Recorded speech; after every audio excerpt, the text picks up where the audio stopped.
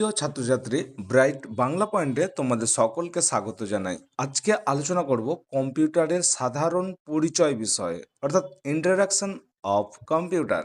তো এখান থেকে যে যে ছোট ছোট প্রশ্নগুলো তোমরা করবে, তো এখানে দেখো কম্পিউটারের হার্ডওয়্যার কি। উত্তর, কম্পিউটারের যন্ত্রাংশকেই কম্পিউটারের হার্ডওয়্যার বলে। 2 নম্বর প্রশ্ন দেখো, কাজ অনুসারে হার্ডওয়্যারকে কয় ভাগে ভাগ করা যায় ও কি কি। তো উত্তর লিখবে, হার্ডওয়্যারকে 4 ভাগে ভাগ করা যায়: input device, processing, output device আর স্টোরেজ ডিভাইস। 3 নম্বর প্রশ্ন দেখো, ইনপুট ডিভাইস কি, উদাহরণ দাও। উত্তর, যার সাহায্যে কম্পিউটারকে কোনো তথ্য এবং আদেশ দেওয়া হয় তাকে ইনপুট ডিভাইস বলে, যেমন কিবোর্ড, মাউস, এগুলো।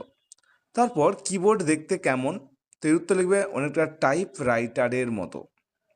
তারপর কিবোর্ড কতগুলি কিবোর্ডে কতগুলি কি থাকে। উত্তর, 107টি কি থাকে। 5 নম্বর, অ্যালফাবেটিক কি বলতে কি বোঝো। উত্তর, কিবোর্ডে এ থেকে জেড পর্যন্ত কিগুলিকে অ্যালফাবেটিক কি বলা হয়। 7 নম্বর প্রশ্ন দেখো, নিউমারিক কি বলতে কি বোঝো। তো উত্তর, 0 থেকে 9 পর্যন্ত সংখ্যাগুলি যে কিয়ের ওপর লেখা থাকে সেগুলিকে নিউমারিক কি বলে। 8 নম্বর প্রশ্ন, নিউমারিক কিপ্যাড কাকে বলে। কিবোর্ডের ডান দিকের শেষে 0 থেকে 9 পর্যন্ত সংখ্যাগুলি থাকে, এগুলিকে নিউমারিক কিপ্যাড বলে। এর সাহায্যে সংখ্যাগুলি লেখা যায়। তারপর ফাংশন কি বলতে কি বোঝো। কিবোর্ডের একদম ওপরে F1 থেকে F12 পর্যন্ত কিগুলিকে ফাংশন কি বলে। 2টি স্পেশাল কি এর উদাহরণ দাও। Enter, space bar, delete, caps lock ইত্যাদি, এগুলো হচ্ছে সব স্পেশাল কি। আর কম্পিউটারে কোনো কিছু লেখা মুছে ফেলার জন্য কোন কি ব্যবহার করা হয়। উত্তর, ডিলিট কি। ডিলিট অপশনটা টিপে দিলেই কম্পিউটারের সমস্ত কিছু মুছে যায়। মাউস কি। উত্তর, মাউস হলো একটি ইনপুট ডিভাইস। এর মাধ্যমে কোনো কিছু চিহ্নিত করা হয় এবং ফাইল ও ফোল্ডারকে খোলা হয়। 14 নম্বর প্রশ্ন দেখো, সিপিইউ এর পুরো কথা কি। এর উত্তর লিখবে, সেন্ট্রাল প্রসেসিং ইউনিট। 15 নম্বর প্রশ্ন, কম্পিউটারের সবচেয়ে গুরুত্বপূর্ণ হার্ডওয়্যার কোনটি। উত্তর হবে মাদারবোর্ড। 16 নম্বর প্রশ্ন, কম্পিউটারের মস্তিষ্ক বলা হয় কাকে। উত্তর, সিপিইউকে বলা হচ্ছে কম্পিউটারের মস্তিষ্ক, যেটা সেন্ট্রাল প্রসেসিং ইউনিট। 17 নম্বর প্রশ্ন, প্রসেসিং ডিভাইসের কয়টি ভাগ ও কি কি। উত্তর, প্রসেসিং ডিভাইসের 2টি ভাগ। এটা হচ্ছে এএলইউ অর্থাৎ অ্যারিথমেটিক অ্যান্ড লজিক্যাল ইউনিট, আর 2 নম্বর হচ্ছে সিইউ অর্থাৎ কন্ট্রোল ইউনিট। তারপর 18 নম্বর প্রশ্ন দেখো, এএলইউ এর কাজ কি। উত্তর, এর সাহায্যে কম্পিউটার গণিতের কাজ করে, অর্থাৎ যোগ, বিয়োগ, গুণ, ভাগ এই কাজগুলি করে বা করা হয়। এই এএলইউ এর কাজ এগুলো। তারপর 19 নম্বর প্রশ্ন দেখো, আউটপুট ডিভাইসের 2টি উদাহরণ দাও। উত্তর, মনিটর, প্রিন্টার, স্পিকার ইত্যাদি, এগুলো হচ্ছে কম্পিউটারের আউটপুট ডিভাইস। 20 নম্বর প্রশ্ন, ভিসিইউ ডিসপ্লে ইউনিট বলে কাকে। উত্তর হচ্ছে মনিটরকে, কারণ আমরা মনিটরে বা পর্দায় আমরা সমস্ত কিছু দেখতে পাই। ভিসিইউ ডিসপ্লে ইউনিট বলা হয় একে। তারপর 21 নম্বর প্রশ্ন, প্রিন্টারের কয়েকটি ভাগের নাম লেখো।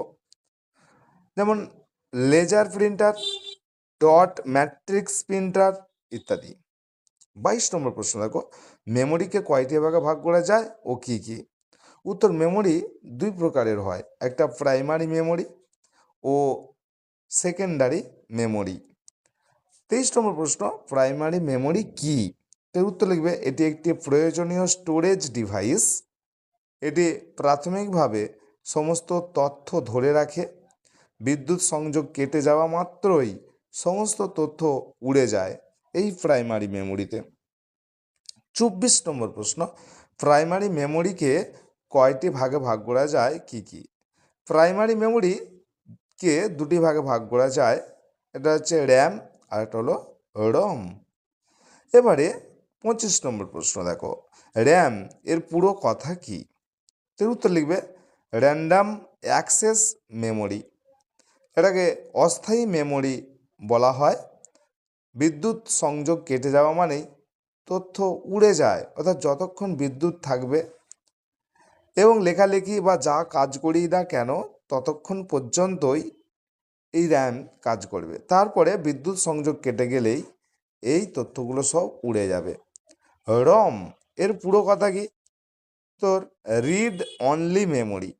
এখানে তথ্য অনেক আগে থেকে সঞ্চিত থাকে, এই হাবিজাবি হিজিবিজি সব লেখা এরকম ভরে থাকে, এই তথ্য কিন্তু পরিবর্তন করা যায় না, এটা রম।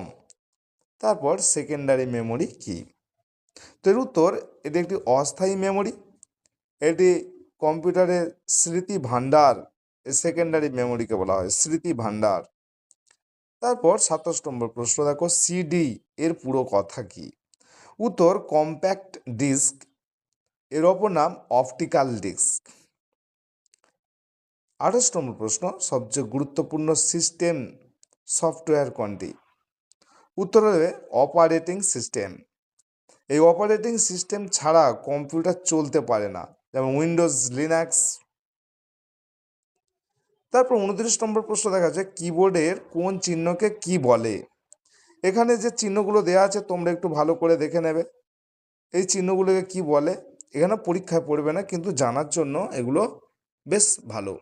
তারপর 30 নম্বর প্রশ্ন, নিচে মেমোরি ভাগগুলি ছকের আকারে দেওয়া হলো। মেমোরির যে ভাগ, দুটো ভাগ, প্রাইমারি মেমোরি আর সেকেন্ডারি মেমোরি। প্রাইমারি মেমোরির যে অংশ, যে র্যাম, রম, ফ্লপি ডিস্ক, আর এদিকে সেকেন্ডারি মেমোরির যে ভাগ, সেই ভাগগুলো এখানে দেওয়া হয়েছে, তোমরা দেখে নিও। তো এই ছিল আজকের বিষয়। যদি ভিডিওটি ভালো লাগে অবশ্যই লাইক করে দেবে।